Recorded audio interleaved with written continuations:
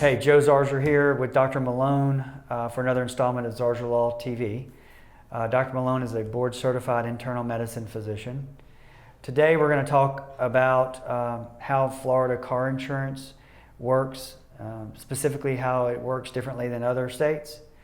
Many folks that are hurt here in Florida are hurt here on vacation from another state, and their car insurance is from another state, so they don't really get how Florida is different, and it is different than Alabama, than a lot of neighboring states, Georgia, Tennessee, Mississippi, Louisiana.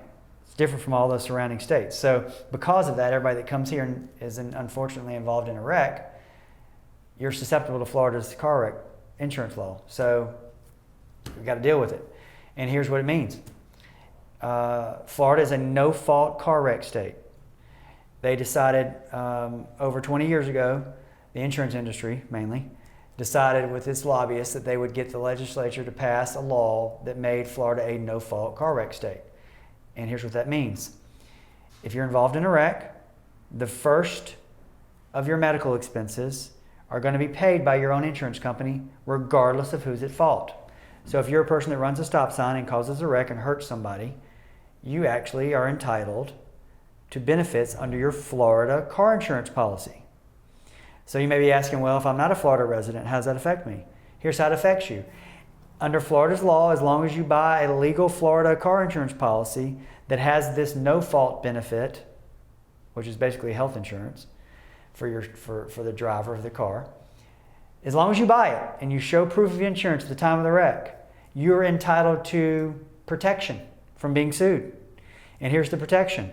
In order for somebody to sue you, like an out-of-state tourist who gets hit by somebody that's driving a Florida vehicle, let's say a Florida vehicle runs a stop sign and hits a tourist from Tennessee and injures the tourist, or runs into the back of a tourist from Georgia and hurts them.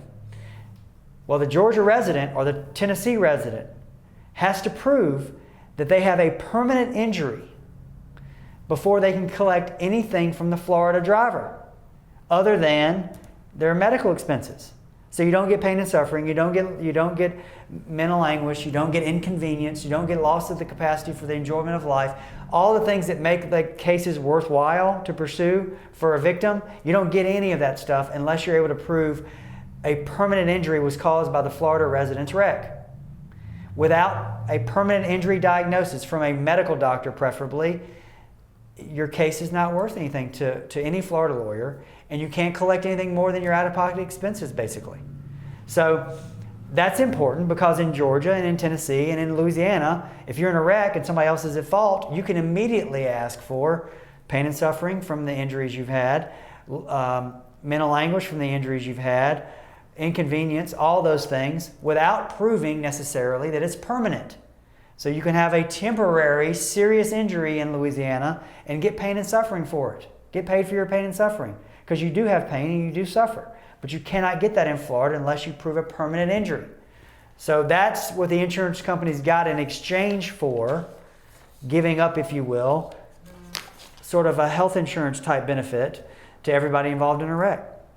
So from more recently, some of the chiropractors and lawyers took advantage of this system in Florida, and they would arrange, if you will, for everybody involved in a car wreck to go to a certain chiropractor, and the chiropractor would treat for $10,000 worth of medical expenses, and then all of a sudden they'd have a permanent injury, and then the lawyer would get paid and the chiropractor would get paid. Well, the insurance companies started thinking this is not a good system anymore, so we're going to now require that a medical doctor, before you can get all 10 grand of your no-fault coverage as a Florida resident, a medical doctor has to make a finding that there's an emergent medical condition, which basically means that there's a possibility of a serious thing happening medically to you as a result of a car wreck. If there's a finding of an emergent medical condition, then you as a Florida insured resident, you're entitled to all 10 grand of the no-fault coverage or the PIP coverage that's in your policy. That doesn't mean you get it. That means you're entitled to it, which means you can spend that money with your health providers, or you can get that money for your lost wages. directly from your insurance company without having a lawyer involved. Now, if you don't get that emergent medical condition, and I'll get Dr. Malone to talk about this in a second, then you only get $2,500 of your no-fault benefits that are $10,000. So you only get 25% of those.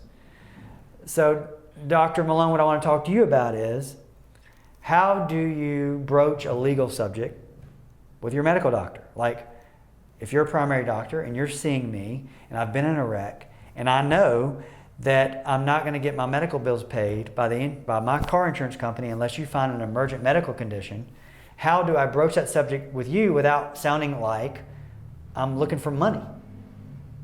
Good question. Okay. I guess, I'm only looking for money, rather. Yeah. It's a good question. I guess from a medical point of view, a lot of it would have to do with the timeline of presentation. If, hey, my accident was yesterday and I went to the ER and here I am today and I'm still having these symptoms, then yeah, that'd be a whole lot easier to objectify something that you are subjectively mentioning to me without having x-rays, testing, things like that show traumatic injury. It's more soft tissue stuff. So I guess more of the timeline would be something to focus on. But how do I get you to make a finding in your medical record of a legal term? Because the legal term is emergent medical condition, and if you don't know that as a physician, let's say you try to stay away from car wrecks and just so happens one of your patients is in a car wreck, how does a patient of yours tactfully bring up a legal topic like emergent medical condition without sounding like they're just trying to get you to fill out a form? Yeah, I would contend that the majority of doctors don't know that term or don't know to write that term down or to chart that term when it applies. Okay. First of all. And here's why it's significant. If I have Blue Cross Blue Shield and I come see you after a car wreck, Blue Cross Blue Shield is not going to pay for my visit with you until the $10,000 threshold is reached. I don't get the $10,000 threshold unless you find emergent medical condition. And so then I have two insurance companies fighting about who's supposed to pay what. And so in order for you to get paid or for me to get reimbursed for paying you cash, I have to get an emergent medical condition. So how do I bring that up to you without sounding like I'm just in this for cash? Because doctors sometimes may think that. Oh yeah, I guarantee you that they do. Okay. Yeah. So how do you bring that subject up? Do you not bring it up and let the lawyer bring it up later, or is it better for the patient to bring it up? How is it better presented to the doctor? I think if the patient is forthright with the doctor and says, I'm here in follow up for this injury I had or this accident I had, and I went through the right channels, and thank God they didn't find anything horrible now. I think just being forthright, and then they document in the charting that they're here for follow up. And is it emergent or not? Is there anything changed? I mean, I think that'd be the best way. Otherwise, you're charting a normal follow-up visit, and at the end, it's like, see him in 6 months, and that's not going to hold any water. And what I've told patients or clients is, if you get a substantial diagnosis at some point along the continuum, and you've seen this doctor from the week after the wreck or the days after the wreck, and they can draw a straight line from the emergency room to a diagnosis of a serious injury.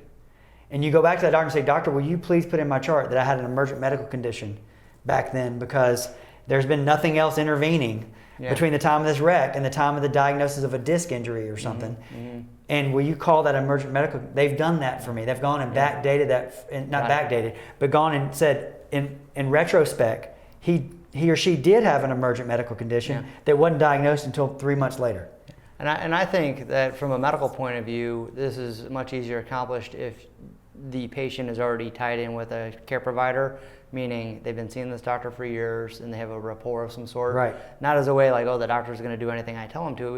It's more the doctor understands that you're a salt of the earth person. You have credibility as a patient. Exactly. You're not just some guy who is going down the list in the phone book of, I'm going to call this doctor and see if this guy will do it or whatever. Right. So I think if there's a rapport that's in place, I think that the documentation is a little more substantial. I agree with that. So basically, I think the smartest thing to do is to obviously talk to a board-certified civil trial lawyer first, right? And when you talk to that board-certified civil trial lawyer, I think the smartest advice was let the doctor do the doctor work. Don't get involved in it. I tell my clients that all the time. Let the doctor, right? You don't suggest anything to the doctor, ever, right? And then if you're diagnosed with something serious, we can go back and say to the doctor, Doc, now that you've diagnosed something serious, Florida Blues paid all these bills, we think the car insurance should have paid him. Would you be willing to sign this thing that says that you think he had emergent medical condition back on day one? And if the doctor says no, the doctor says no. But if the doctor says yes, like they do many times, because now he's got a serious injury or she has a serious injury, then we can actually help the client because the client's already paid for the car insurance benefit. The client's going to have to pay back the health insurance benefit, and so it maximizes what you recover. So anyway, that's a little bit of Florida car insurance law, how it works. We've scratched the surface a little bit. If you have further questions, call a board-certified civil trial lawyer like myself at 855-HIRE-JOE or on the web at zarzaurlaw.com. Thank you.